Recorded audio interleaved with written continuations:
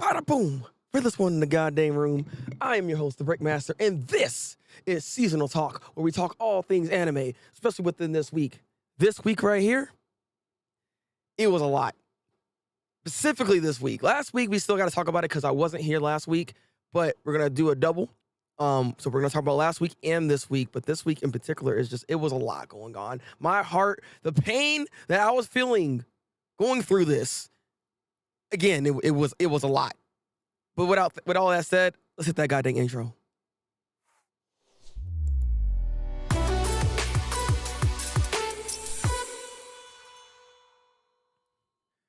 Look, man. Look.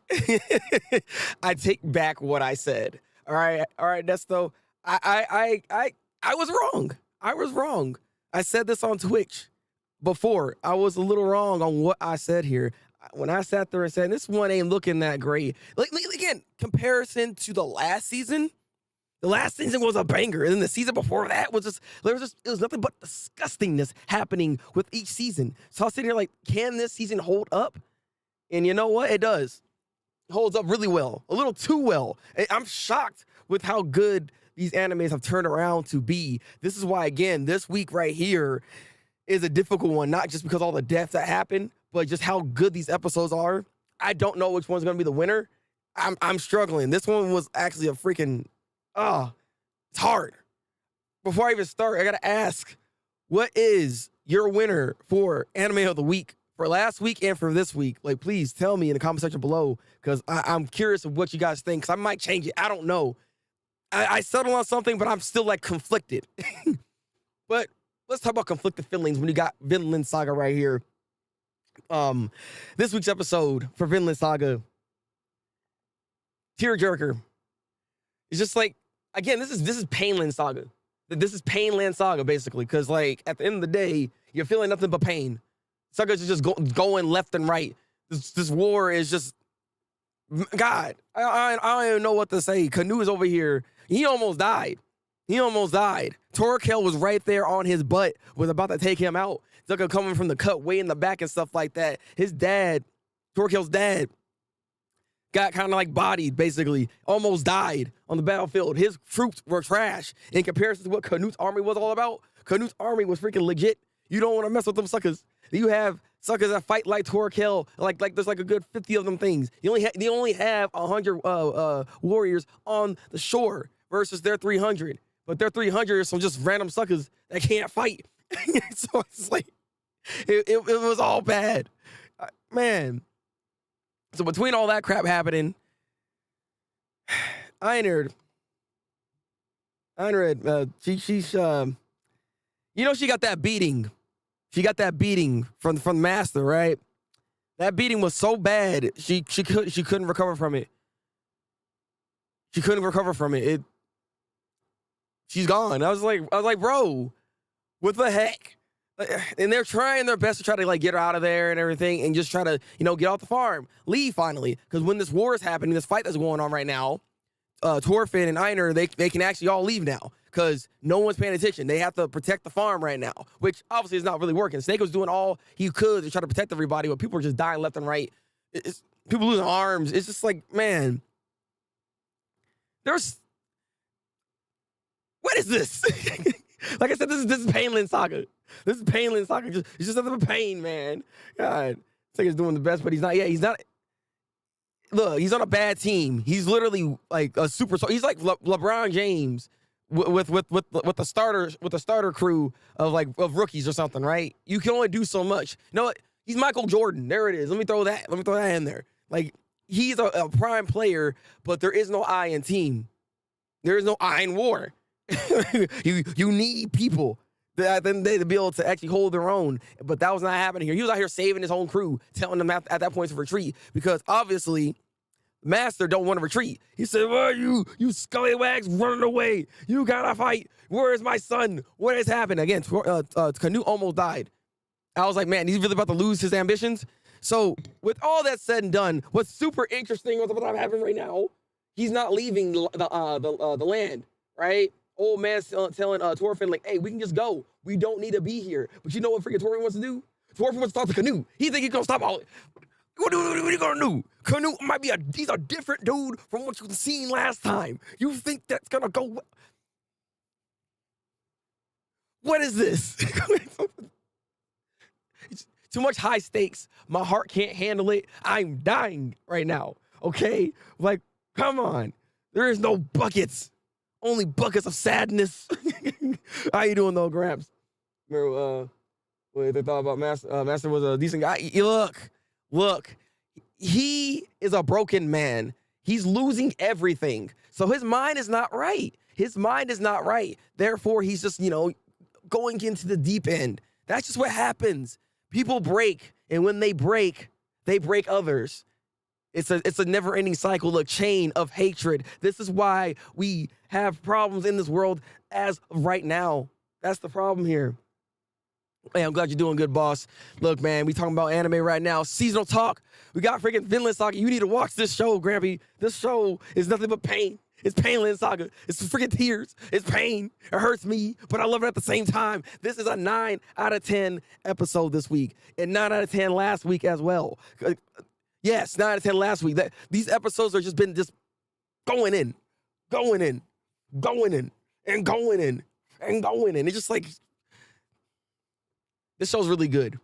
This is a really freaking good show. And again, I'll say this is the last time I'm gonna say this. I feel sorry for those that actually dropped this series, thinking that this is slow saga, slow man saga. No, sucker. Build up, character growth, development. All this leads up to this greatness that we're seeing right now. This is some of the best. This is peak. I'm hyping this up. I don't care no more. I'm hyping it up. This is one of the best animes. Man, let's go. Look.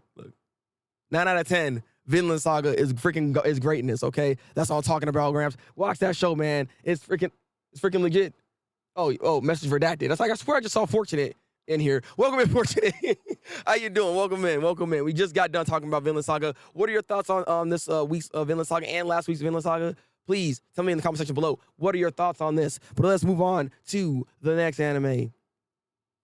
Yes, Vinland Saga, man. Yeah, Arnie. I was like, why? Pain. It's just nothing but pain. This one is actually not pain. This show right here is not pain, though.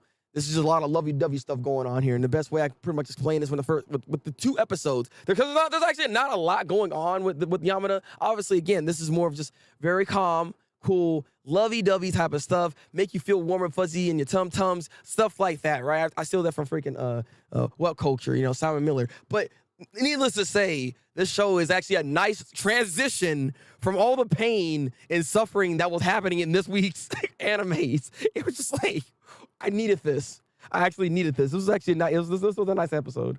I feel bad for Einar as well. That man tried his best, but he can only do so much, Someone's gonna slam me. Shh. He doesn't know. All right. But if he wants some, Devin Saga is ready to go. But when it comes to Yamada, solid episodes. I feel like this is, again, on the slower end. They're taking their time building it up. But specifically with this week's episode, they kind of dropped a little question like, hey, because there was a joke that happened in this episode where it's like, hey, you two might as well start dating. These two right here, Akane and Yamada, you might as well start dating. Ha ha ha ha ha. And they're like, oh, Yamada was like then kind of like playing along with it. It's like, yeah, maybe we should do that. And then freaking Akane is like, wait a minute. I don't know what to do. And she ran off, right? Later on, of course, like a whole misunderstanding, this and that and the other thing. But then she started thinking in her head and it's just spurted out like, what would you do if you were dating and this and that, and right? What if we do make that choice, right? And he's like, that's not really a bad idea. That man said it's not a bad idea. He actually reveres her. He looks at her and is like, I don't think I can even like have somebody like you. You're on the top of the mountain. You are love personified. That's what his mind is. And so Akane is like, dang, you put me on a pedestal. I did not know that, but wait a minute. Because now there's a lot going on. The feelings are now like out there. So I don't know if this show's gonna end in like 12 episodes, but it feels like it's going to. The clapping is happening, all right? This is happening. This relationship is gonna lock in, okay? It's gonna lock in. Last week's episode is just more or less, kind of having those feelings. Like Yamada has those feelings. He don't understand what it is because he never felt this way before. There was even a girl in the convenience store trying to like hit on him, and he didn't understand that. He's like, I ain't trying to talk to you right now. Why is the convenience store lady trying to talk to me? I'm trying to get my stuff and leave. So, like, he never felt these type of feelings before, but he's starting to feel it. And he's starting to really showcase that towards Akane. So, love is in the air. This is all going to happen. And all the friends that they have are their wingmen right now, trying to get them together at this point. So, it looks like it is a go time unless something else happens. So, needless to say, good stuff. 7 out of 10, 7.5 out of 10 for the last week's episode, and 8 out of 10 for this week's episode. Good stuff for Yamada. I am enjoying the show. Are y'all watching this? Are y'all still watching this? That's the real question here. Are y'all still watching this? Because I know not a lot of people want to be messing with this sometimes, all right? And when he says, he loved her. Yeah, exactly, Fortune. Okay, so you are messing with this. Okay, see? Oh, well, you're talking about freaking Vinland Saga I'm talking about. But look, you should be messing with the show too. You should be messing with this. We did this episode after all the death. Yeah, exactly, Desto. We needed something like this. We needed love in the air to kind of change things up here. Thank you, Desto. I'm glad you're still watching this. Are you still watching? That is the Funimation slogan that we don't see no more. But with that said, let us move on to the next anime. And that is, honestly, can I say this? Is it too early to say this? When it comes to Hell's Paradise,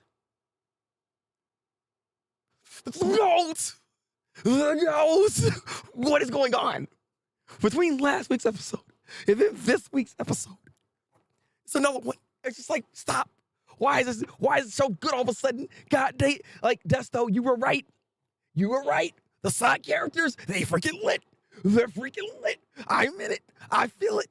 I'm all aboard. I got on that ship and I said, it's time to sail, baby. Yarr, I want the goddamn pirate all of a sudden. Freaking let's go. Let's freaking go. Like, specifically this week's episode, what the heck? I got mad. Okay? I like those characters, though. Like, they're so short-lived. It was so short-lived. It's like, why would you do this? Why would you kill them off so fast? He had a whole backstory with this episode, right? Man. And it's just like, this Ashimon, we just had him, like, you only seen him a brief moment. He's that dude that has this criminal, right? She's a child. So she got, I think, like, wrongfully accused and all that kind of stuff right here, right? But at the same time, it's just like, no, we could probably, fix this situation. That's why they try to get off the island, right? They try to do that. Couldn't do that because all these stupid, whatever these things are, these deities, these son of a guns, these suckers out here freaking stopping them out their path. And there's only one direction you can even go to leave out of this place, apparently. From his master, anyways. His master came by and was telling him, like, there actually is a spot where we can get to, but we got to get over there first to be able to even leave. But you know what? They can't even freaking do that. You know why? Because you got these tree suckers out here. We have these super high deity son of a guns. Like, they're these next level suckers. These are the dudes that drank the fountain of youth, the eternity. Now they are alive and well, and they cannot die. They cannot die. So he out here slashing them, dashing them, doing what they can, blowing their heads off, and they just regenerate, and it don't matter. They're so freaking OP. It's like, what are you supposed to do with these dudes? Because even when we try to blow them up, they don't take that long to regenerate, and they're so fast they can speed blitz you in 2.2 seconds. The master's neck almost got freaking cut off by the speed blitz by this freaking whatever this thing is. These suckers out here be transforming to men, female to men. Like, breasticles are just out. Like, bro, it's just like, get these suckers out of here. That kind of made me so mad.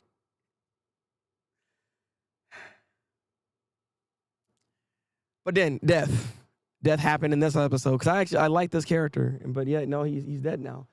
Fortunate it is. Like, Hell's Paradise is really freaking good. I was skeptical about this show initially, I'm not gonna lie, but it was that episode with Sagiri that kind of changed my mind when she finally got her moment. It was that episode there that changed my mind about this show, and ever since then, it's been just really freaking good ever since. Like, it's just been going. It's just been going. I've been loving this so far. The manga writer was a former assistant of Fujimoto, so he's learned from the best when it comes to kind of character short. Why you gotta say it like that? I mean, I guess that is a talent and a technique in a way to be able to still make you care about a character, even if you only have 1 or 2 episodes with them. Because we only had like an episode and some change with these characters, and yet, like, I still care. That's good writing. That's actually good writing. They did a good job on that. So you know what? First off, round of applause. Round of applause.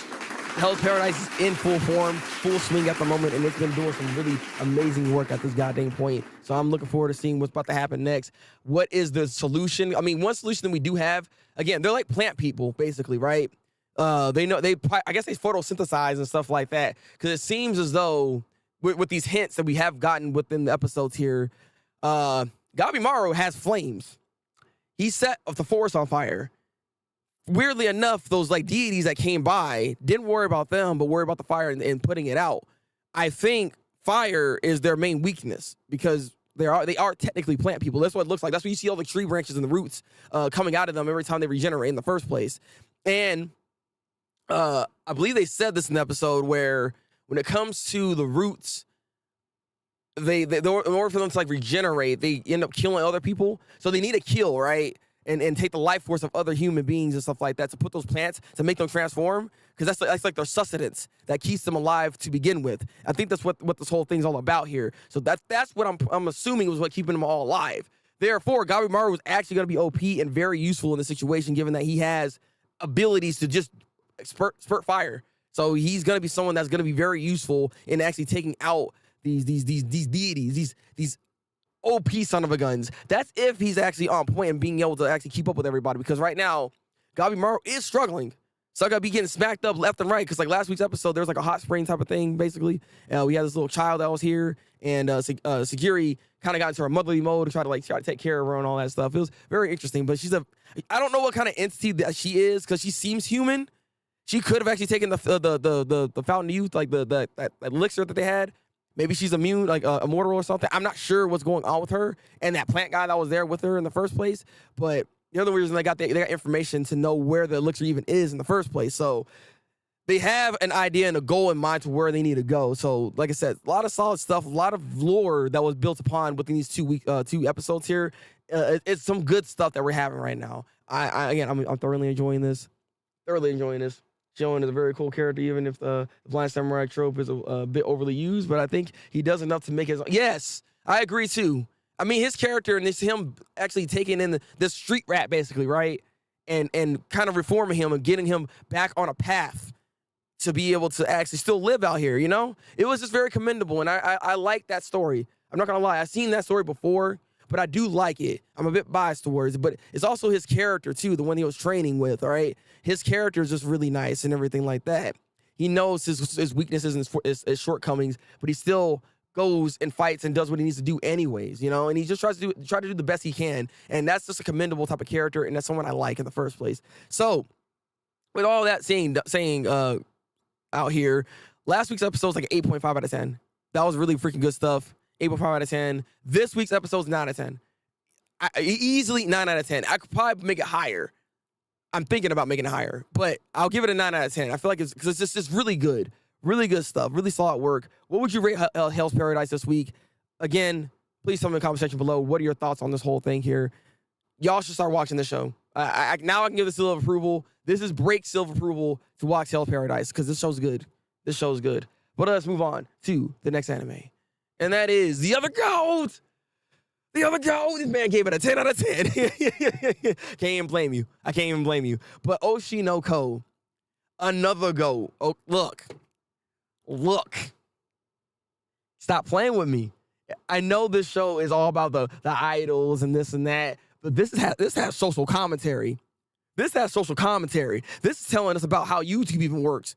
Like, bro, this is a very interesting freaking anime, and I'm liking what I'm seeing right now.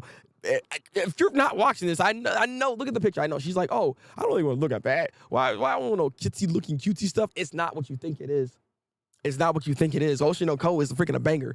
And you can say it from last week's episode and this week's episode, especially last week's episode. Last week's episode straight up dealt with depression. It dealt with bullies online. Just like, you know, I can be experiencing stuff like that while I'm online right now, right? Suckers come out here saying any which thing, being racist, whatever they can. They were hating. You got no spoilers. I'm talking about last week's episode, but I understand. But again, nothing but depression that was happening here. And suicide attempts is the other thing here. Again, they got very freaking heavy. It got very heavy. And luckily enough, luckily enough, our boy Aqua was there to save the day because she was like falling into pieces. Like she could not handle all the attention that was happening to her. She made a move. The directors are telling her, "Hey, do this, and you'll get popular." And she's like, "I'll do the best I can to be what y'all want me to be, so I can be better, so I can actually have a moment, so I can make my mark on the show." So she tried to do that stuff, but it backfires. And that's the kind of stuff that happens. If once you become the villain of a series, you are a villain. Like there it is. Like that's it. You can't. It's hard for you at that point to even come back.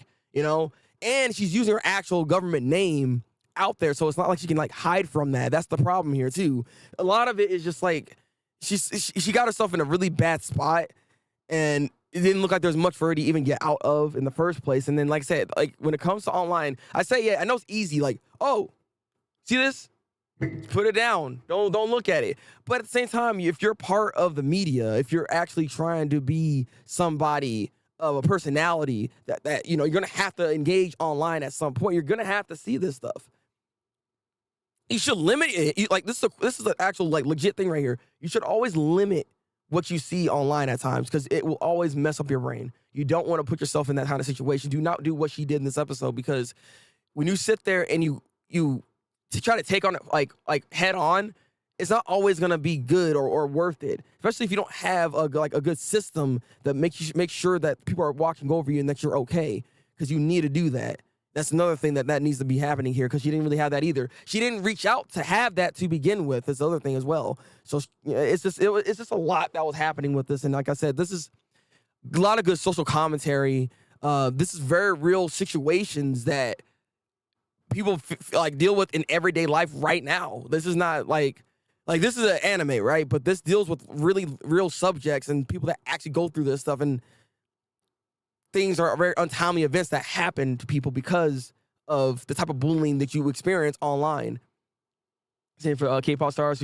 Exactly. Fortunate. That's what I'm saying. Like it's the entertainment industry. You know, once you put yourself out there, there are going to be others that are always going to try to put you down, and you just got to make sure you have a good support system. You understand what is going on. You got to understand and know that there's always going to be some haters. I know I got some people that don't like me, but it is what it is. You know what I mean? But I don't allow that to like mitigate or mess with me or mess with my mind like that, because I know I got people that really do love me and do care about me and stuff like that. I got a strong community. I got people like you guys that are here that do help and keep this, like, you know, it keeps me sane. You know what I mean? Because it's messed up in the online space, and people will say anything to get on your skin. And you can see that with the comments within this episode, or last week's episode anyways. It was a lot of hateful stuff, and it's just unnecessary. So I feel for her. I'm glad Aqua was there to save her. Aqua didn't even took another step when it comes to this week's episode, and he fabricated this whole entire thing. Well, not even fabricated. He had to kind of go against like the directors and stuff like that from the show to, at least initially anyways, to make this character, make her have like a better image online. So they took a lot of like behind the scenes photos, video shoots, that scene where the main character, like, you know, give her a hug and all that stuff, like all that stuff all culminated and try to give her a better image at the end of the day to build sympathy, so that the people online look at that and be like, you know what, we can't really dog on her, we don't really know her like that, you know what I mean, to kind of change that perception. And it worked for the most part. Obviously there's still going to be people that will stay on that hate train regardless of what information you give, because this also is very real to the situations in real life, especially when it comes to online. Like, if you do something online and it's deemed bad, it's then just stuck on you for the rest of your life. You like it even 10 years after the fact, because even Aqua says this, 10 years after the fact, people will still try to bring that up, thinking that's like something like you can't change. Humans change all the time. People make mistakes. We are human. We're not perfect. We're gonna fail. We're gonna do something that is unsavory. That's just how we are, right? So it's just weird that when it comes to the online space, once we make up our mind about something, it's very difficult to try to change it. And I don't like that type of rhetoric. I don't like how people are always like that to begin with, right? Why be so stuck in your ways? It limits you on experiences that you yourself can have in your life. You can actually be able to be a better person by at least expanding your mind. And it's just like, I don't like people that do that to themselves. You know what I mean? That's why I'm always open. Like, if you have a stronger opinion, or you have like actual facts or something to change my mind on something or someone or whatever it is, I'm always open to listen. And if you can do that, I'll change my mind. I'm not gonna sit here and try to just be stuck on a specific image of somebody else or anything for that matter. Because that's actual character growth. That's actually what you need to do to be able to be a better person, to be a stronger person, to grow as a human being. Because we're never perfect. We never stop growing. You're not going to get to a point where you know everything, because that's not possible. Perfection is a lie. So, needless to say, like I said, this is a lot that happened. Very freaking deep. I like this stuff. I like also the commentary that was actually on YouTube. I actually set this to Anna because like my Chainsaw Man, like not just my live reactions, but my shorts. I usually upload them at a specific time to garner the max amount of like viewership that I can get. There is a time and reason to upload at a certain time. It actually is a legit thing you do on YouTube, TikTok, and other platforms, to know when to upload, when to tweet, when to do whatever, so you can get the maximum amount of viewership on that product and stuff. I actually did that myself and re-uploaded one of my shorts at one point because it performed so poorly the first time, because I was late on the time that I actually put it up. So I put it up around like 8:30 when I usually upload my shorts at 7 a.m., right?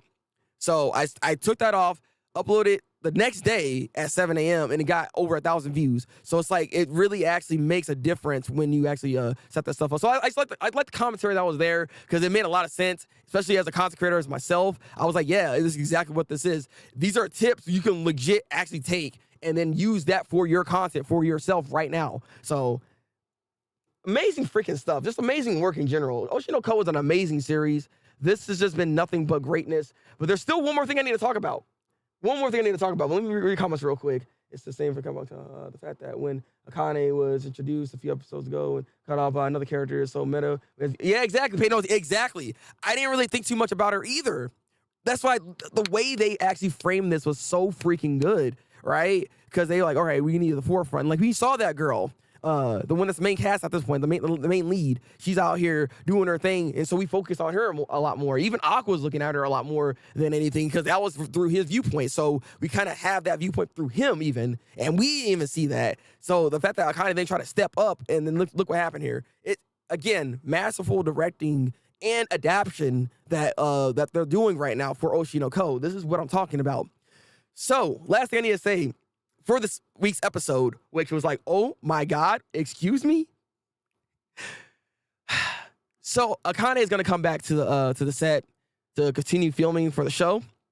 She wants to still do better, right? And they told her that, hey, you're actually using your full government. Maybe instead of putting your whole just heart out there, play a role. You are an actor. Apparently, she was like on Broadway or something like that. Like, she's actually pretty legit. She's really good, and she does pride herself on her acting skills.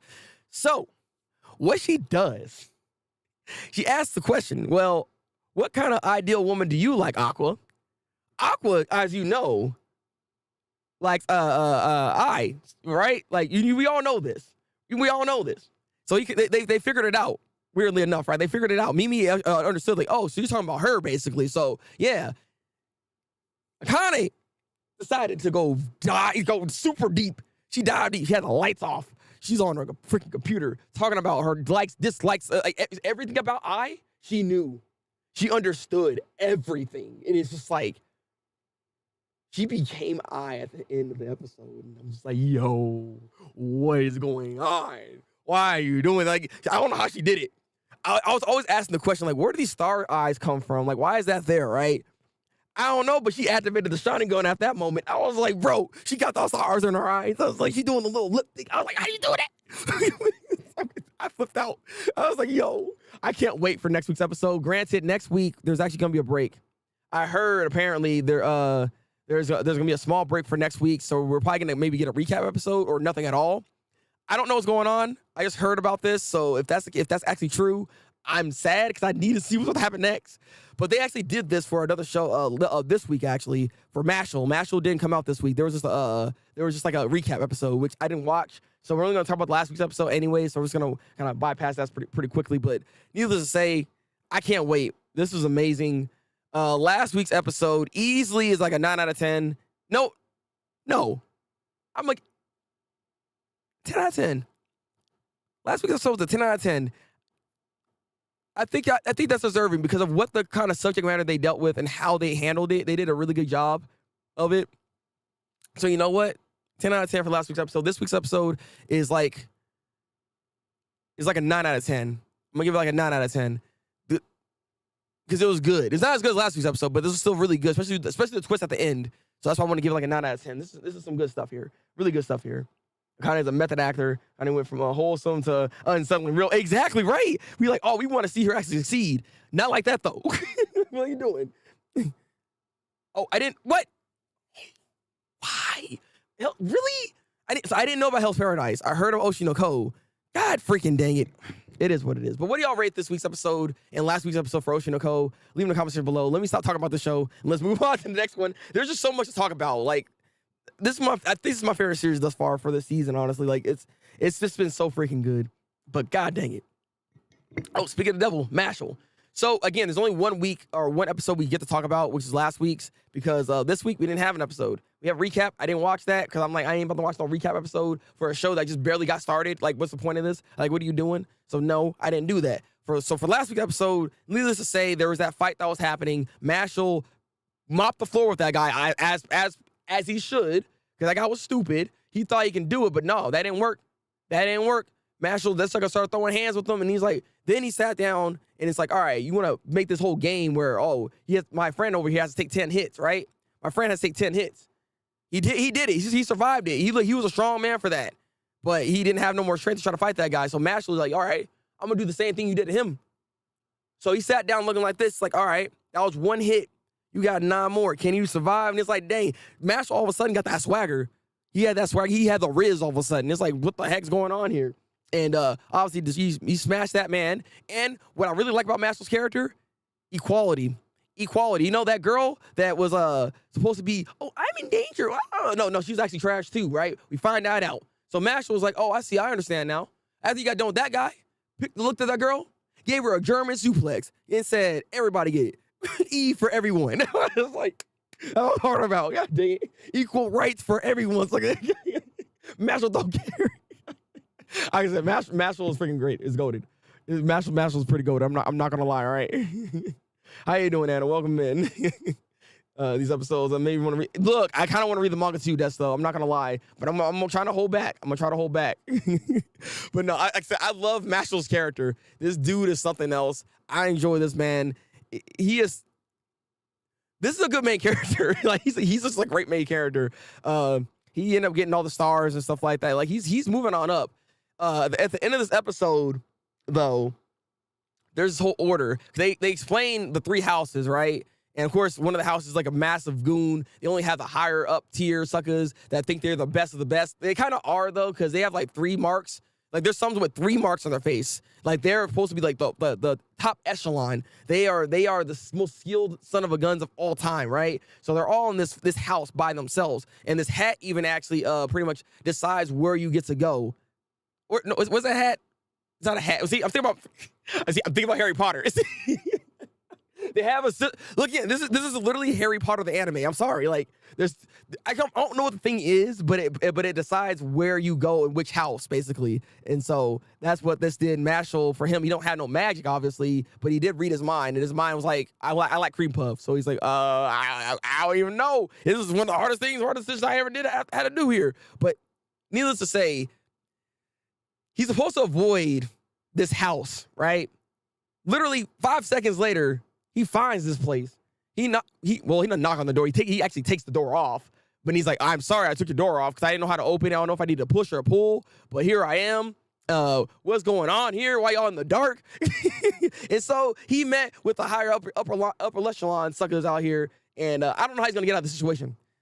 I feel like, he's very powerful. But there's going to come a time where he's not going to be able to just brute force everything. So we'll see, though. We'll see. He's in a very interesting pickle right now, but I'm pretty sure Mashle, it will be A-okay at the end of the day here. Man's the best MC of the season. He really is. This man is, I love him. I love him. This is the dude right here. So for last week's episode, I will give a solid 8 out of 10. It was good. I am enjoying the show. It's just been solid. It has yet to fail me. So I recommend it again. Let us go ahead and move on to the next episode, next show, I mean, which is Demon Slayer. I needed to move this around because I wanted to talk about this sooner, but all right. Anna, you might want to actually mute me for this one because there was an episode we didn't watch together that we need to watch because this week's episode is interesting. And Andy's up in the building. You came right in time to talk about this. Make sure. So, here's the thing. I said this many a times already. When it comes to Demon Slayer, and I'm just going to say it right now to get it out of the way, especially with this week's episode, specifically with this week's episode, what is going on with the animation? I'm starting to get actually annoyed with this. I don't know what's going on. It's upsetting me because, like, this is unfathomable. They're usually, like, the GOAT. But this is some of the worst animation I've actually seen them do. This is actually not, it's actually not good. The blending between the 2D and the 3D is actually just not, it doesn't look well. There was a moment in there's like this dragon thing, right? That CG, first of all, that thing did not blend at all. I was sitting here like, this looks very amateurish just by itself. But then you put Tanjiro and he grabs onto it. It looks so jarring because it's like, it looks like he's not grabbing onto it actually. Like his hand is not actually on it. You know what I mean? It just, I don't know what's going on. It's so weird. I don't know what's happening. I had to dock points just based off of that at this point because that was actually bad. Like I know I was complaining about the fish, but like the fish is like it's doable. Like it's not so bad. Granted, there was this fish even in this week's episode that came out. He had like the freaking like claw hands, and he said, I was sitting there like that crap did not blend at all. Like what? I understand when you mess with CG, the best thing you could do is put CG in a dark environment so you can actually mask some of the imperfections that CG will have. That's why the scene they're in is very dark. That's why it's dark like that, to be able to mask that, right? But it's still not good enough because they don't have the right type of reflections happening off of these fishes, happening off of these just 3D objects. It's not blending well because it's not actual. There's a process they didn't finish with, is what I'm seeing here. I'm assuming this is what's going on right now because it's just inconsistent. I don't know what the heck's happening, but outside of just the animation being an actual problem at this point, I am enjoying the show.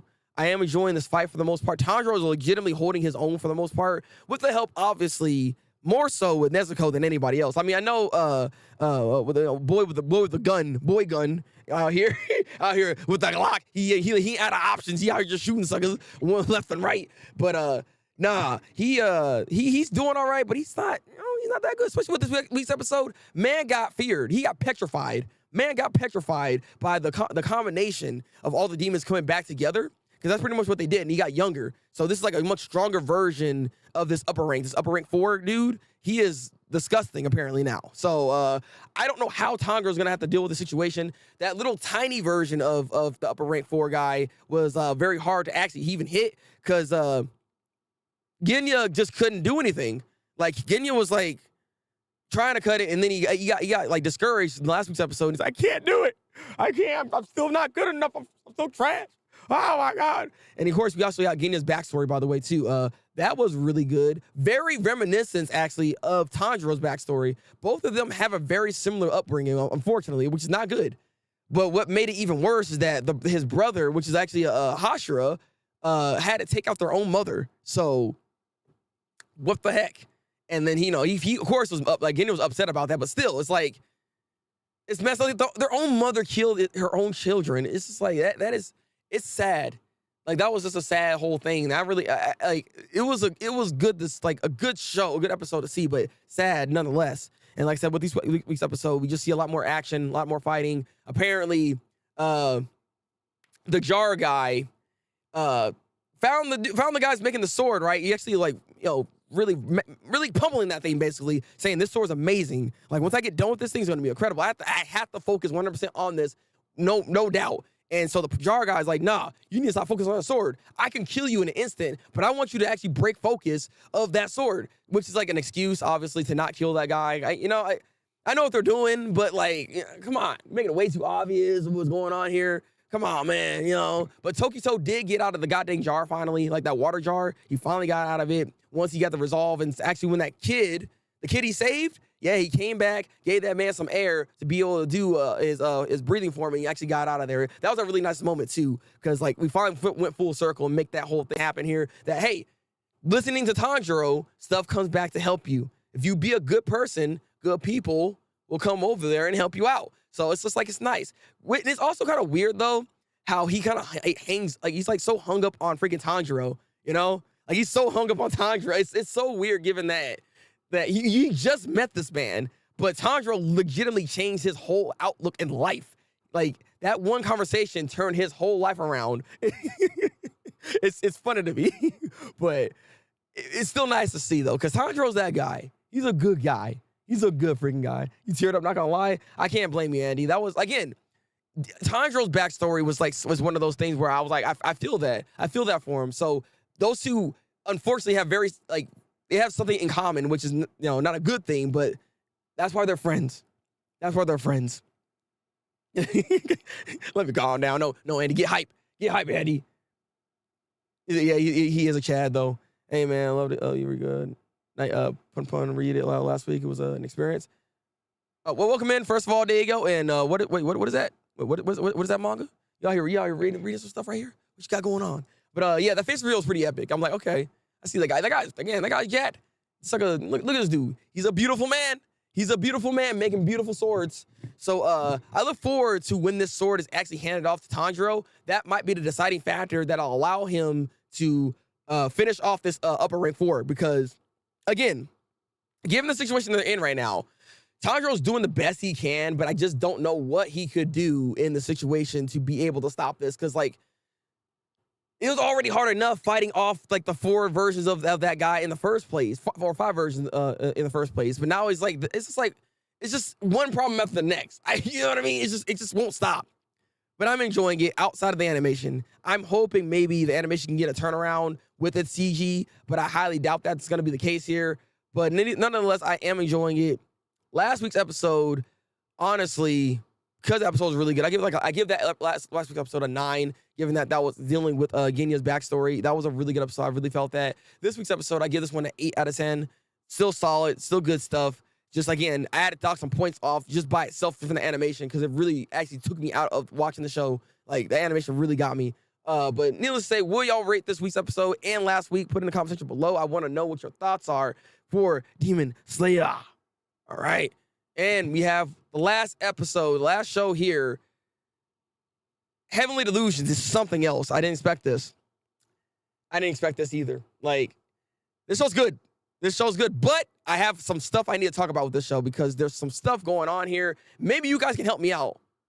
Maybe you guys can help me out. Like for the ones that are watching this, what is your understanding of some of the stuff that's going on here? Because I'm actually confused. I'm not gonna lie. Heaven Illusion is a very confusing show, especially considering I am currently watching 6 other shows. Right? It's hard to try to remember every character with and just like everything that they're going through. So it's kind of hard to like piece things together. And like if I was watching this like separately by itself, not reviewing it and just like really dissecting it, I could probably pick out some stuff that they're trying to do. But because I'm doing the way I'm doing it, it's kind of hard to remember everything that's going on here because there's so much happening here. I had to read up on some stuff with some theories that's kind of going on with this. So please bear in mind, I'm gonna try to explain some of it. It's probably gonna sound very confusing, and I'm still confused myself. But Heavenly Illusions is good. I'll give it that. The show is good, especially with this week's episode. It was another tearjerker, another one. Like this week in general, for some reason, people were dying. People were just dying. I was like, come on now. God dang. Oh, is there a new phone wallpaper, to be honest? Andy, drop that in the goddamn Discord. I want to see that.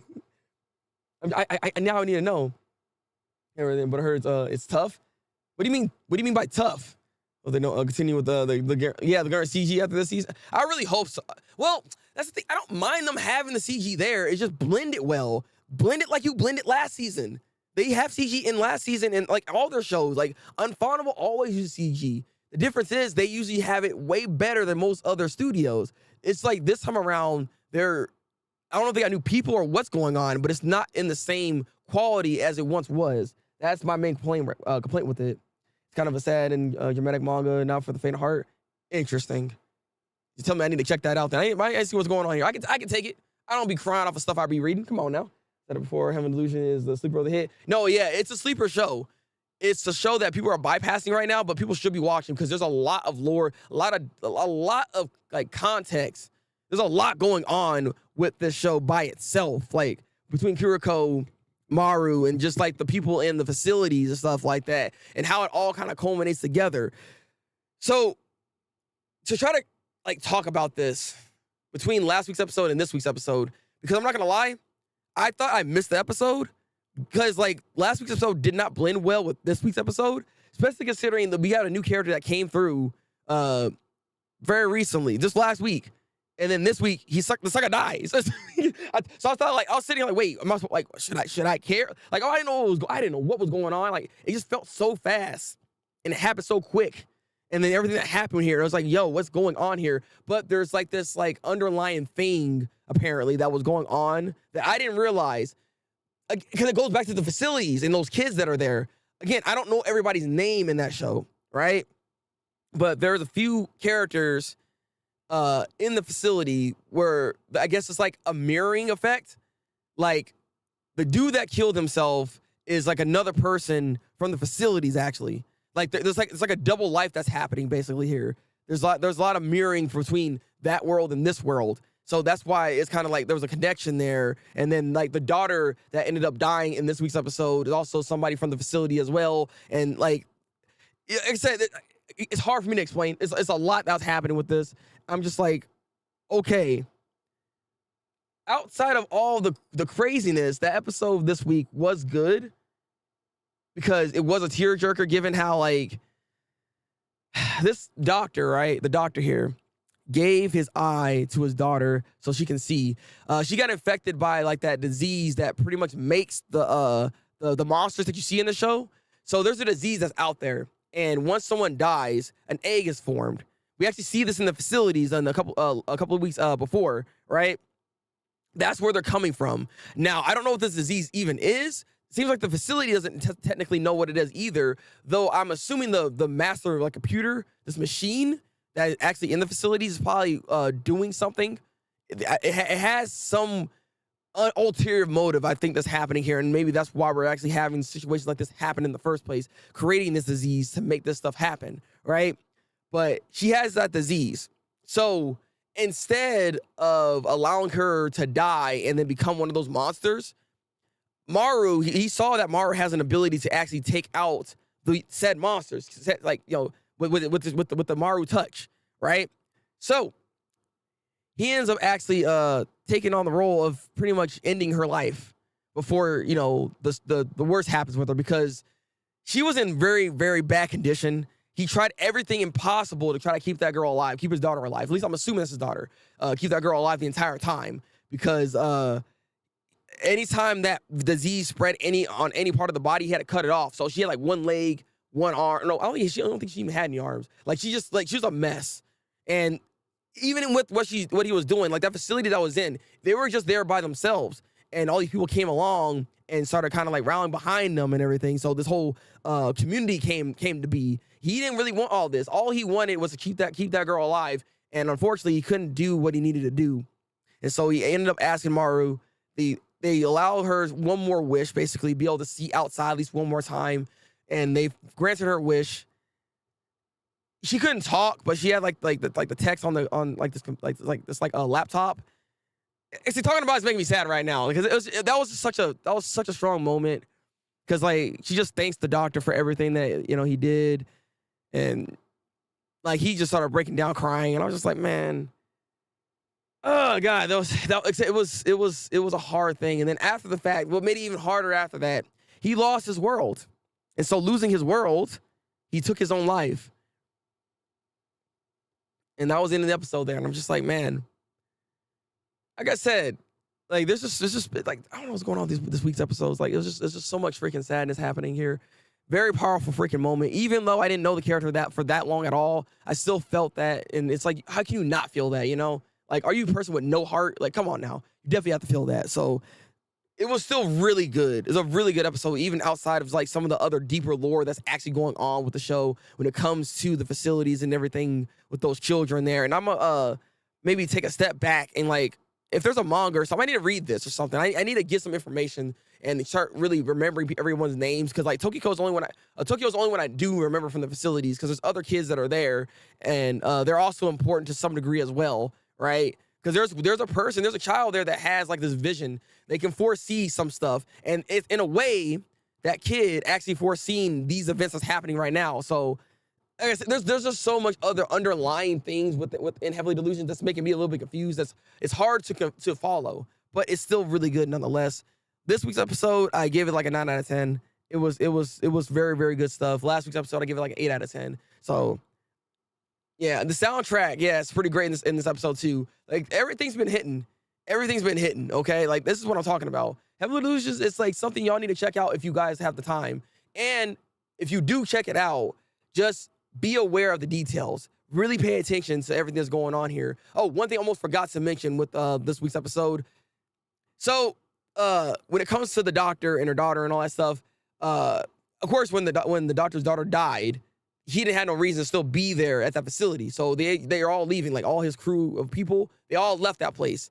So this other organization that was there that Maru and Kiriko actually met with, they took over. The problem is, they're gonna die. There was still one egg that was not killed by Maru because it was under a car and they didn't see it. So when they leave, that thing's about to hatch. They're about to die. It's about to be over for them. So good luck to the other facility people.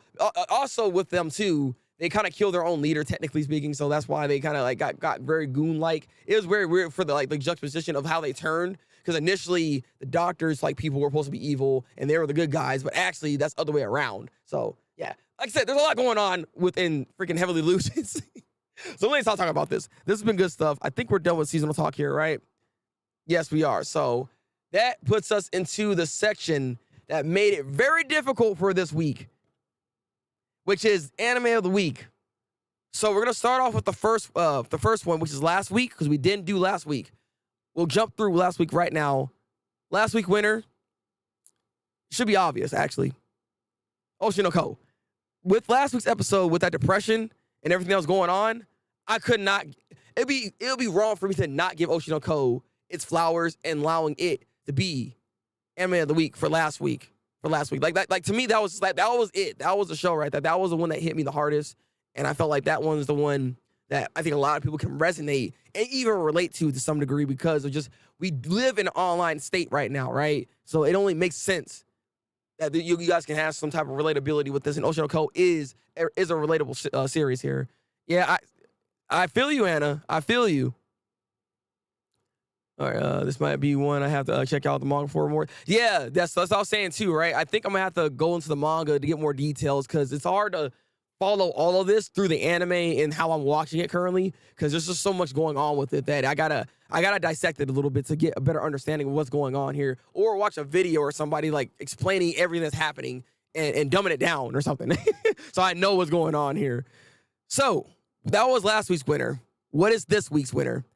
What do you guys got? Before I unveil it, what do you got when it comes to this week's Anime of the Week? Because I think I settled on one, but I'm still conflicted. Even with what I chose, I'm still conflicted with it, given the fact that it's this.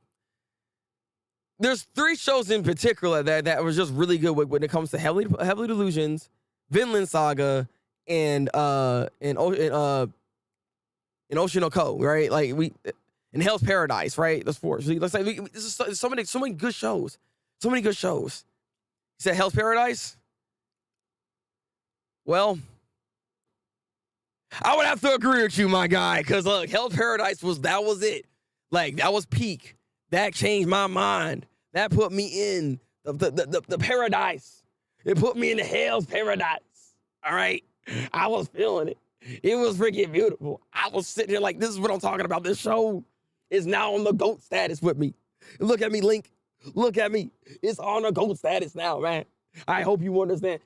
It's on the GOAT status? Yes, it's on the GOAT status. Oh, I really think that. I think the same thing too. I appreciate you. Rest of the week is that Demon Slayer fish. Get that fish out of here, Andy. Get it out of here. Stop lying to me. Stop lying to me. All right. So before I end this stream, we have one or two topics to kind of talk about here. One topic's not like a massive topic. I just want to like give you guys an update. An update. For those that don't know, I've been watching Vinland Evergarden. That show was recommended to me, right? A while back. And you know what I said? I'm going to go ahead and watch this show. So when I had some time, I started watching it. I'm not going to lie. The first episode actually had me hooked. Had me hooked on it. That show's really freaking good. Like Vinland Evergarden is a really good show. Very sad, but very good. Like I did not expect this show to be this good, but I don't know who recommended it to me to watch that show, but thank you for whoever recommended that show, because Vinland Evergarden, I'm loving it. I have like 3 or 4 episodes left to watch to finish that show, but given the premise of what it actually is dealing with, and just like there was an episode. Well, let me kind of like back it up. Let me back it up. Because we have pretty much Vinland, right? This is the main character. Her name is Vinland. So Vinland Evergarden, actually, right? So this main character, Vinland, she's actually someone that was like pretty much a war machine, right? So one that was just designed to fight. Basically what it is. And she had this major that she always looked up to, basically, right? So when the major died, it changed everything for her, and the major pretty much wanted her to ultimately have just live a good life, to live a good life at the end of the day. That's what it is, right? So she ends up becoming a person that writes letters to other people. Like there's a whole like situation that she's now working for, and so she goes to any place to write letters for other people that don't know how to write, because these people in this world cannot read or write like that. So that's why we have this service that allows this type of like situation to happen, because she did learn how to read and write because of the major. And so, with that said, there was this episode. It got me so much. I'm not gonna lie, I was almost about to tear up at work when I was watching this, because like I was like, what the heck? I didn't see that coming. We have this child and this mother. The mother pretty much is like terminally ill. Like she knows she's gonna die soon. So she ended up employing Vinland to actually write all these letters for pretty much for her daughter for 50 years. So it took like a whole week and a half to write all these letters to her daughter. And so in between all that, obviously the mother didn't have no time to really hang out with the daughter. So the daughter was getting really upset and not understanding what was going on, because like the daughter understood her mom is not doing better. Like she knows she's only so much time. So I want to be able to spend as much time as I can with my mom before, something happens to her. So it's just like, it was a heart-wrenching episode. I was like, God dang it. But man, like I said, this show's good. It was very emotional. It was very emotional. But you actually get to see her like grow up and like read all the letters every time, like every year for her birthday. Because like I said, she has a letter for every year for up to 50 years. Up to 50 years for her. And I'm just like, man, it's so freaking beautiful. And it's just sad at the same time. She ended up getting married. It's just all I'm saying is that's just one episode. That is one episode. There's other episodes like this in Vinland Evergarden. So it's very emotional, and it's something I recommend. It is very good.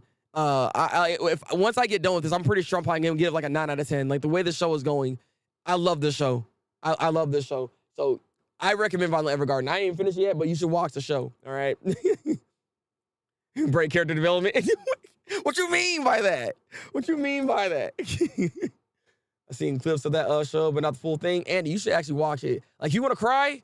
You need to watch that show. If you're looking for some tears right now, you will cry. All right.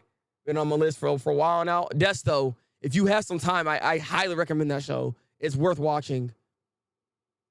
No, you want me to watch that? Because it's like, I don't know. It's good. It's really good. What do you mean, Anna? You need to feel emotions sometimes, It gives you certain perspectives and stuff like that, and just like the relatabilities, and you want to feel something, right? That show will make you feel, okay? I want to watch it eventually, but I'm currently not in the mood for depression. God dang it. Look, I wasn't ready for it. I didn't know what I was getting myself into, okay? When I got into the show, people just said, you need to watch that show. That show's amazing. I'm like, all right, thanks. I didn't know what the premise was or what's going on with it. So I'm giving you guys a little bit of a heads up. So at least you guys know better than me that you're going to get sad, all right? God dang it. There's so many other episodes, though. Like I said, there's this one. Let me not. All I'm saying, I am watching that show. Mount Evergarden is freaking goated. I don't know if I told you guys this, but I did finish Kaguya-sama. I did finish Kaguya-sama, by the way, Desto and everything. I don't know if I told y'all this, but I finished the whole thing. All I gotta watch now is the movie for not Violent Evergarden, for Kaguya-sama. So ultimately, for Kaguya-sama, season 1 was okay. Like, it started off really good, but kind of dropped the ball to me towards the end. So I thought it was okay. Season 2 was much better. It got better. I was like, okay. And it was pretty solid. The ending was kind of bootleg, I'm not going to lie. The ending for season 2 was a little on the bootleg end, especially with how it kind of like reversed itself all of a sudden when it came to season 3. And I'm just like, why do we even do this in the first place? That ending was kind of weird to me. It really threw me off. So though that was a better season, the ending still was like not the best. Now, season 3, though, moon of me. Okay. Now I see why people are saying this show's pretty good. Because like it took me 3 seasons to finally see that. But like this show's a solid show. I don't know if it's like the best show ever. Because I've seen like reviews, people talking like this is the best show of all time. But like, oh my God, Now, I can say this. From what I was hearing, from what I was actually listening to when it comes to like the reviews and stuff, this might be one of the best adaptations of all time. I can give you that. When it comes to adapting anime, I think that might be the best adaptation of all time, is what it is. So if they're saying that, I can agree with that. But to say this is the best anime, I don't know about that though. This is still good, but there's still like some situations in how they decide to progress the love could have been better. It could have been better, and this could have been still a bit more condensed. We didn't need 3 seasons for what we got basically here, plus a movie. You know what I mean? I feel like we did a little too much. You stretched it on just a little too much, in my honest opinion. But it's still good nonetheless. Yeah, but season 3 is the best season. People do overhype it, but it is really good when it does, and that's why I think it deserves praise. No, I agree. I do believe it deserves praise. When you watch a good romance series, it is deserving of praise. But I feel like we don't need to hype this up to make it seem like it's the greatest thing of all time. Like it's really not. But it is one of those ones that, because you don't see a lot of good or even great romance series, romance animes for that matter, right? Because a lot of romance shows take very stereotypical routes of how they want to kind of go about things. So you can kind of already see where we're going to go with this, or you already know the relationship and how it's going to pretty much like form and all that. Like you can guess a lot of times why so-and-so is going to get together and stuff like that. So, you know what I mean? Like you can tell, like Yamada is a good example of that, actually. We're watching a romance show, Yamada to Level 99. You know how this is going to go.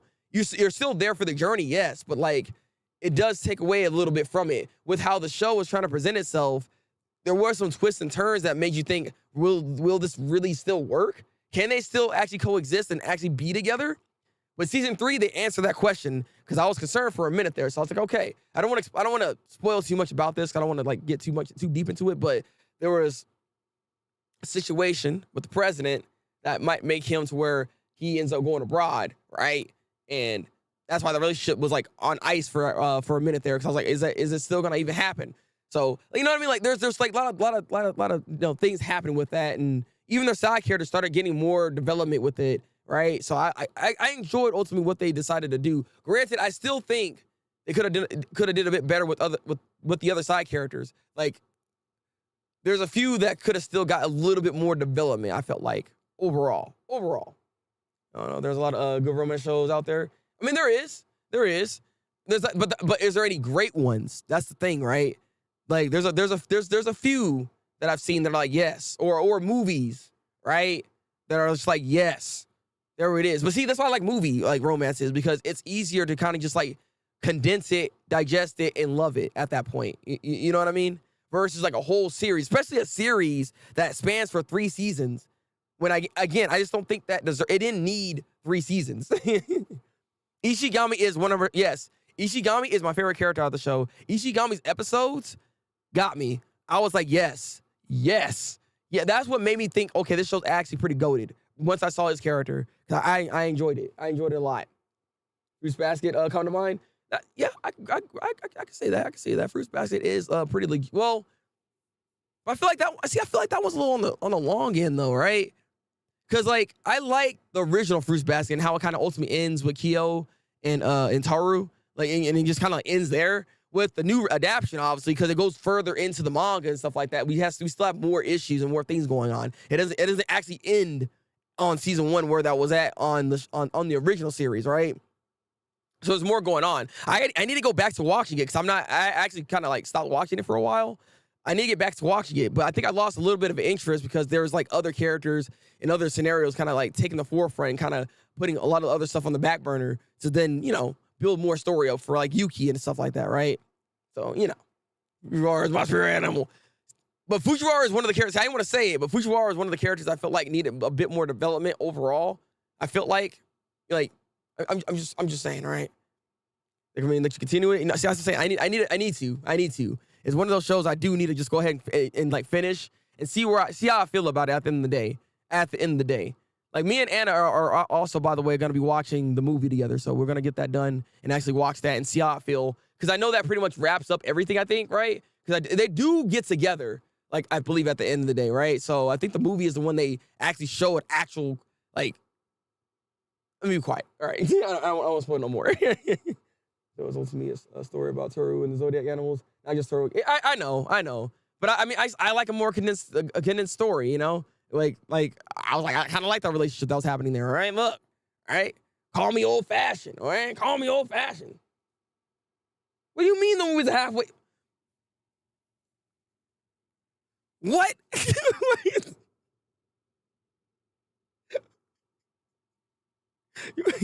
What do you mean it's the halfway point? God freaking! All right, whatever. I thought we were done. So it's gonna be 3 more seasons? I can't with this. All right.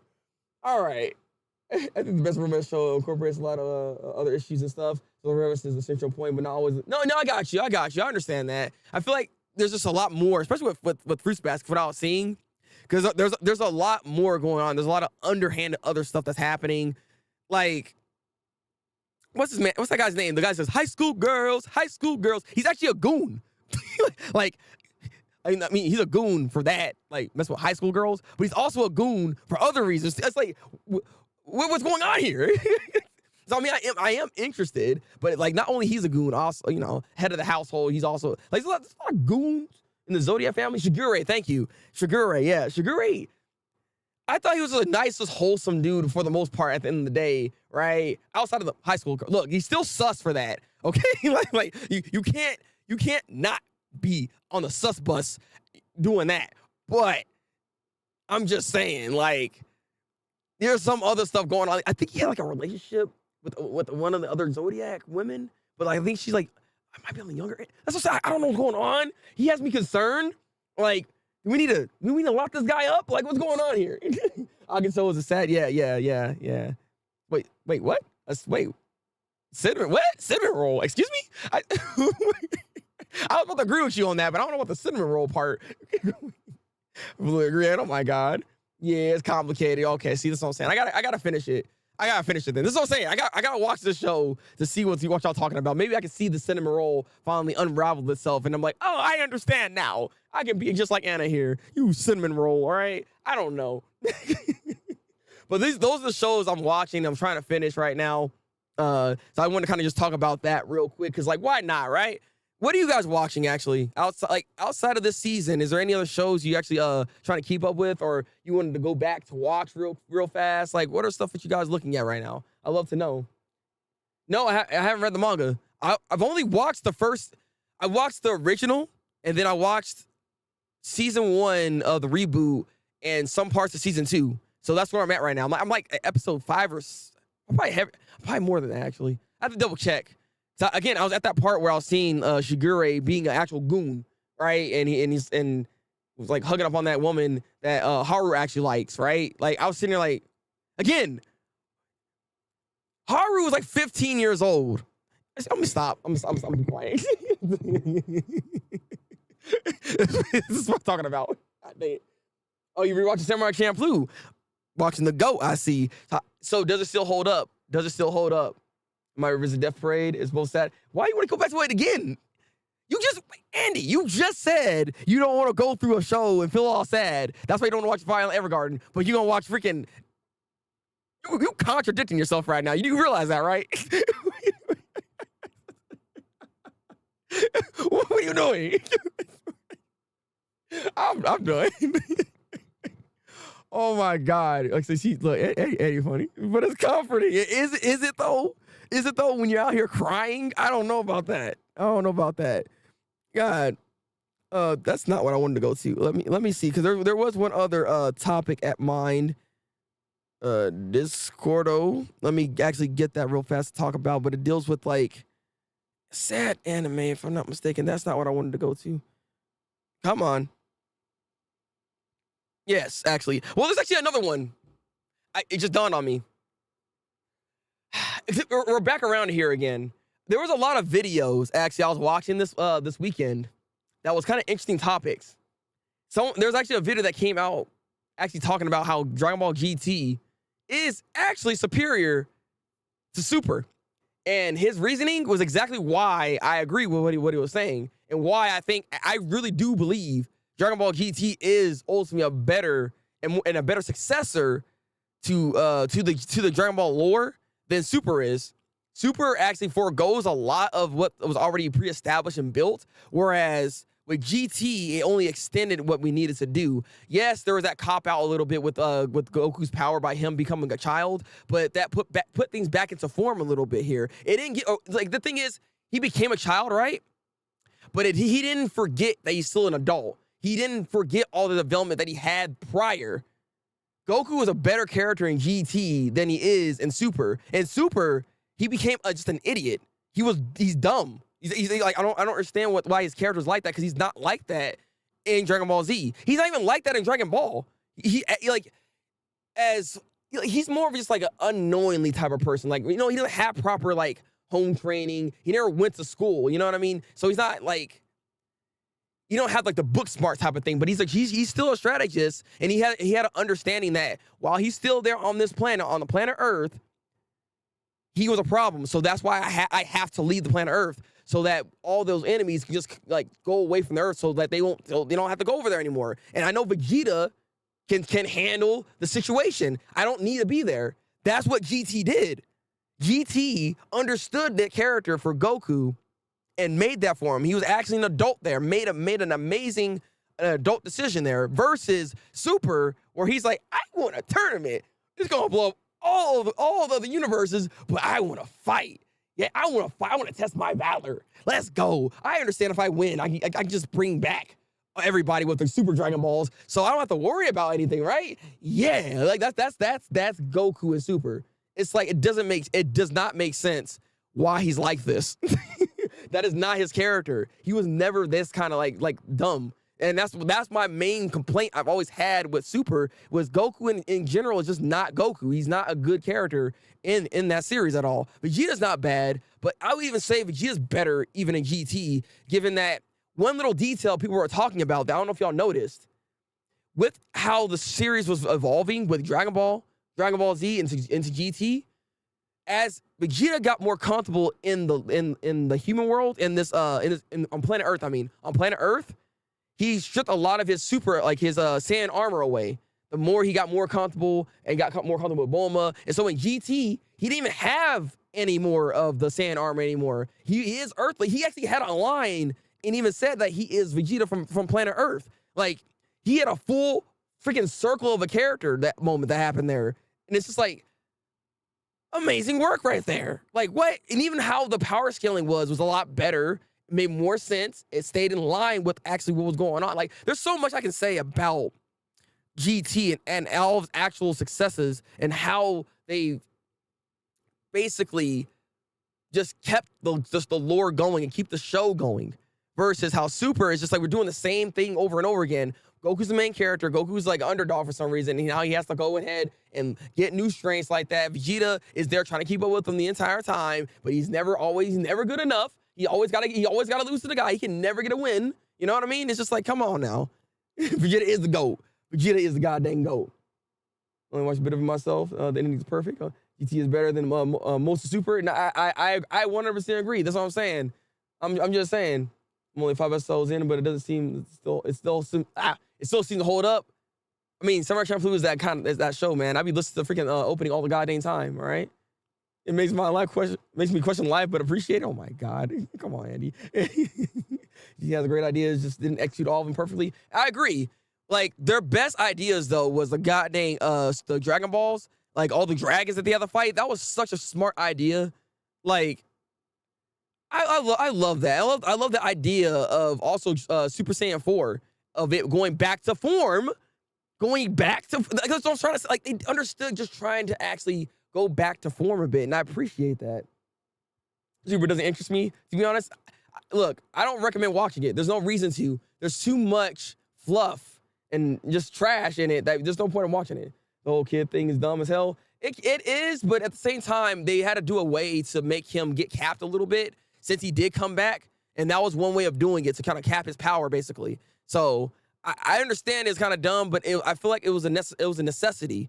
I'd rather that than to make it to where nobody can do anything, like or break the power scaling system. If you think about it, Desto, like with how the tournament power was, other Sagas like Krillin shouldn't even be doing anything anyways. Like if you go based off of how the power scaling used to be, like it made no sense all of a sudden that everybody can just fight. It was just weird.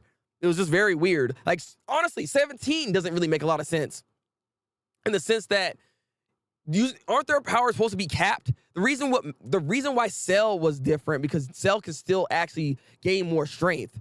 You know what I mean? Versus like 17, 18, and 19, like they were able to like they were at a fixed strength. That's why when Piccolo came by and absorbed Kami to become super Namekian, that's why they were able to actually fight against each other. And all right, Piccolo can win basically because they are only capped at a Super Saiyan level power. They're not supposed to be able to get stronger. But I digress. I digress. All right. And GT had a mustache. Again, he got used to the human world. He got used to being on Earth. Yeah, GT designs are freaking awesome. Pretty bad. That's Toriyama doesn't even seem to understand Goku anymore. No, he doesn't. He's just doing it for almost like a cash grab, I feel like, at this point. Like, I don't think he's not showing the type of care that he used to have. Like, people always say, oh, he just goes on the fly when he writes this stuff out. I feel like he did have some thought.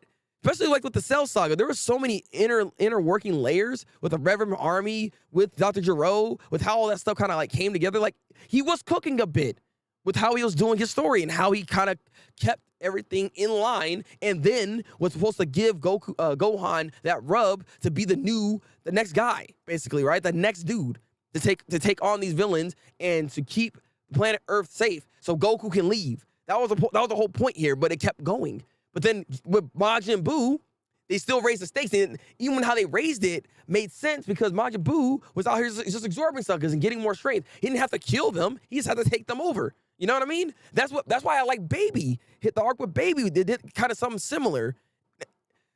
Shoot, Vegeta at one point in GT was actually stronger than Goku. Like, there's just so many things, ultimate layers with this. And I'm just like, this show's something else. Like, if you really go back to watch it, there were some bad parts in there. I'm not going to lie. But overall, when it comes to the actual characterization and where they are trying to go with the story, it works. It works really well. Super Saiyan with the mustache, he should have. Baby Saga was great because it showed the sins of the Saiyans. Exactly. See, that's what I'm talking about, Desto. That's what I'm talking about. Still had Saiyan DNA, and that is why he was so dangerous. Yeah, exactly. Exactly. That was the main problem. Like, the thing is, like, 17 and 18 were capped the way they were because the only information they had was the stuff like before all that Saiyan stuff happened, the Super Saiyan stuff. So they were like capped at a certain strength because of that. You know what I mean? Like they explain that in the show. So I was just like, it's interesting that Toriyama himself kind of just forego that to make 17 be able to do something, basically. You know what I mean? It's always sad to see a great show deteriorate over time. Yeah, this is why shows need an ending. Like, I don't like long-running series. Like, this is why I don't watch Detective Conan is a great example of this. I hate Detective Conan now. I've watched up to 800 plus episodes with that show, and that boy is still a goddamn kid. He's literally gonna, if they keep messing around, he's gonna grow up in that world all over again. And Rachel's gonna sit there and be like, I'm still waiting for Jimmy Kudo to come back. Once he comes back, then I can marry him. And she already kind of has the idea that freaking Conan is Jimmy Kudo. So it's just like, it's weird, right? God, this reminds me of freaking Seven Deadly Sins with Meliodas and Elizabeth, because like I don't like that relationship. There was some grooming involved in that. And I'm gonna be quiet. I'm gonna be quiet. Like I said, this is YouTube. This is YouTube. But the way of the layer of the story, how it was set up, I didn't like it. I don't like it. And it's just like, it seems like Rachel and Jimmy are having that kind of same thing going on here. And I just want him to just get done. You can only do so many mysteries. Like, Detective Conan has done the same like locked door mystery like 4 or 5 times now. You can't really change that up. Like, the show got to end at some point. That's the topic at hand right now. Like, some shows need an ending.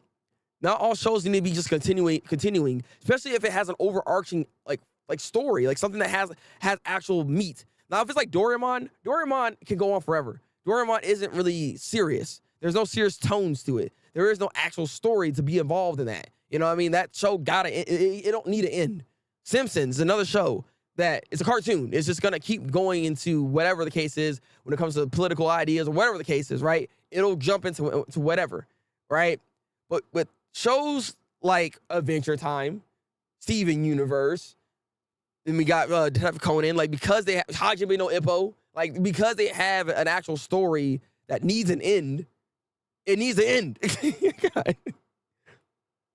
Still had no limits. That is terrifying. Also, why Cell Max was, it was disappointment, because like there is no Max for freaking Cell. That was the whole point. Freaking, again, it's just it's a shame. It's a shame. All right, look, that's so I understand. This is what I'm saying. You know what I'm talking about.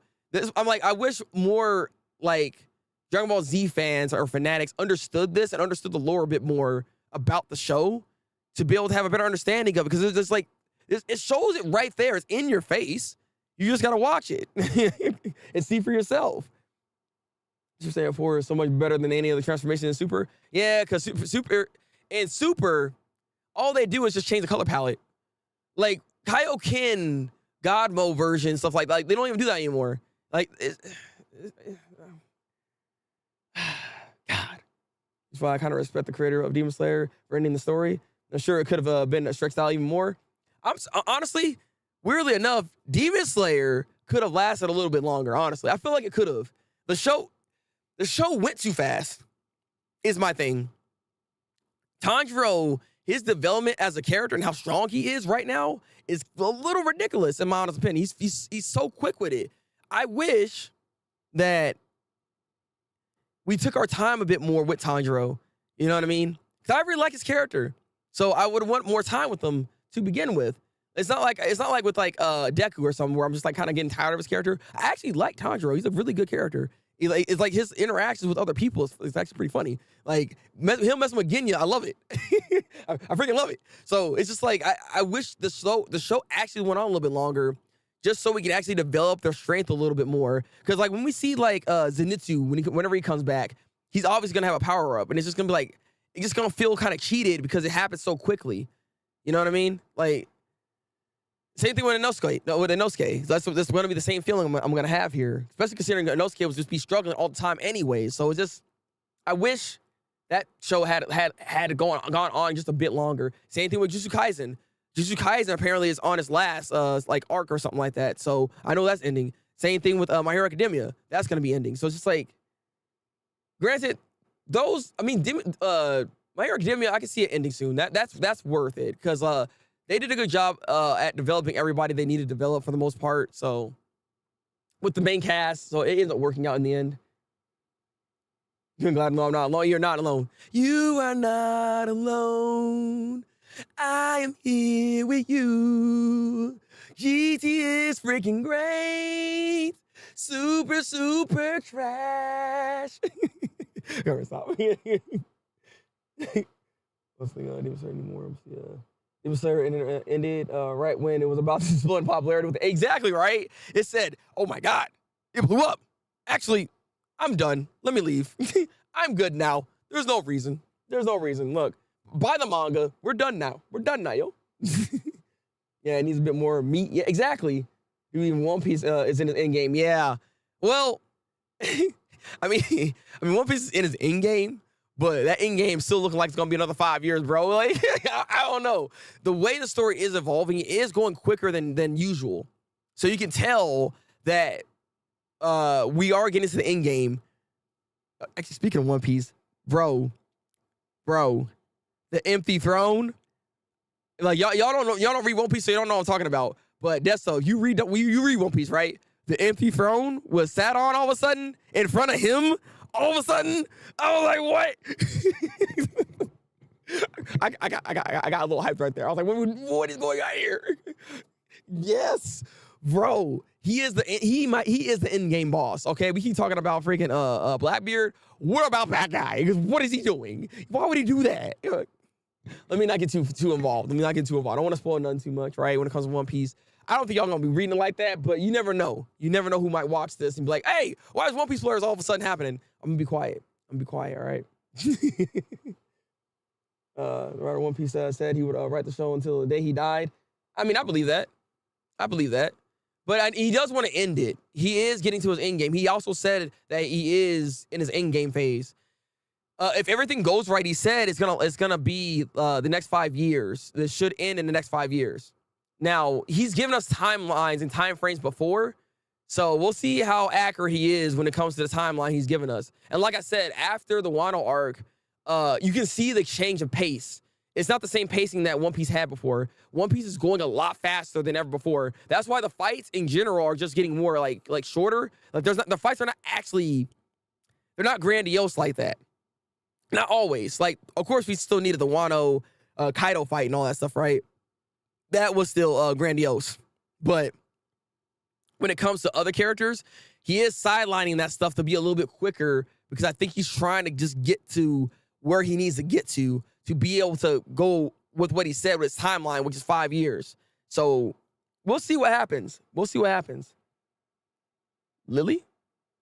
Well, I mean, there's also that too. No, look, like I said, there's this. I want to say too much. Just know, it's Inaru. Imu is the GOAT right now. All right, and yeah, like when it comes to the king and things that he was saying as well, like bro, you were asking to die that night. Okay, he's been saying 5 years for the last decade. Well, he might be more serious here.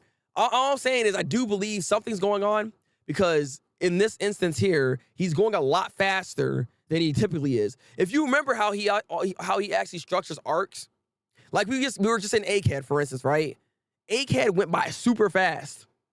If this was regular One Piece, he would have all these other ideas. We'd be on Egghead for a way longer period, explaining way more things that might be even nonsensical to really explain.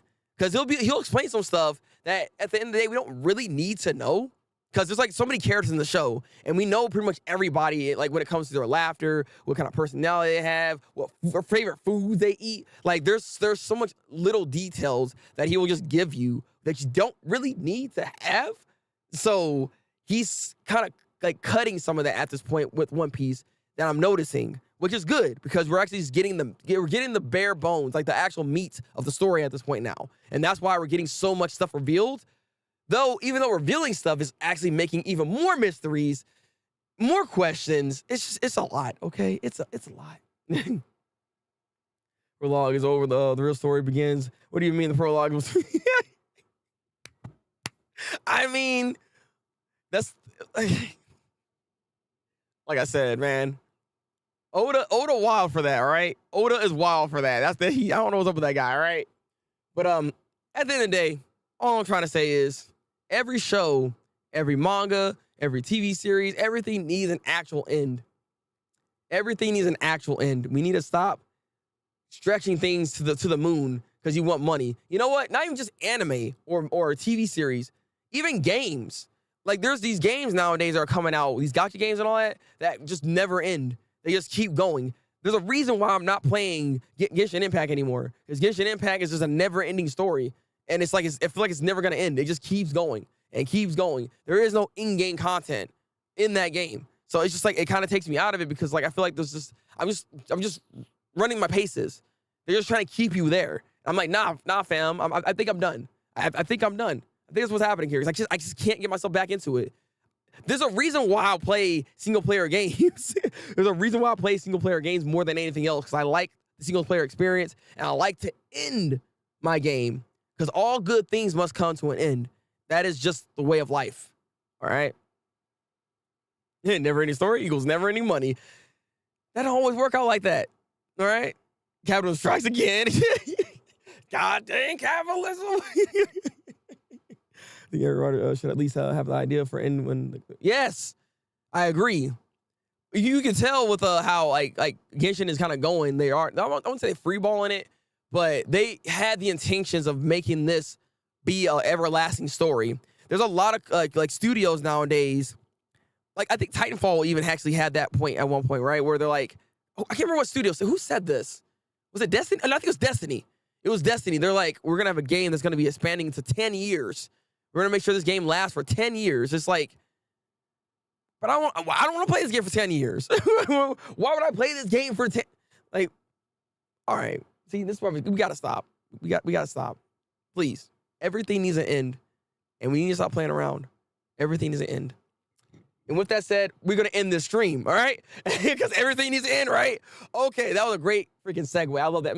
I'm so good at this. If you haven't already, can y'all give this video a like? It helps with the algorithm, be able to push this stuff out and get people to actually come in here and watch what we got going on here and go into the discussionary portion and start talking, you know what I'm saying? Have some ideas happening here. I will have my shorts for Chainsaw Man out tomorrow. I will also have some content on the other platforms like my Instagram, my Twitter, and all that stuff with Tears of the Kingdom, because I am playing that game currently. Legend of Zelda is one of my favorite series, is why I have the MBOs right here. So I will be playing that. I will be back over there on the YouTube, on the Twitch channel Monday, be playing that, and we'll be back Tuesday on this YouTube channel for Chainsaw Man. So we're gonna be doing that.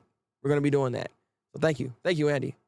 Hey, and thank you for being here, Andy. Thank you all for being here. Fortunate, Babe, Desto, Diego. All right, appreciate you guys. Grampy, I saw you up in here. Appreciate you all coming in here. Thank you. It means a lot to me. Yes, and y'all stay tuned, all right? Breaking Bad is a great, a great example of a show that ended perfectly, and then had like spinoffs that ended perfectly. But I digress. Drink out the water, take out the vitamins, and I'll see y'all when I see y'all. Till then, people. Break out the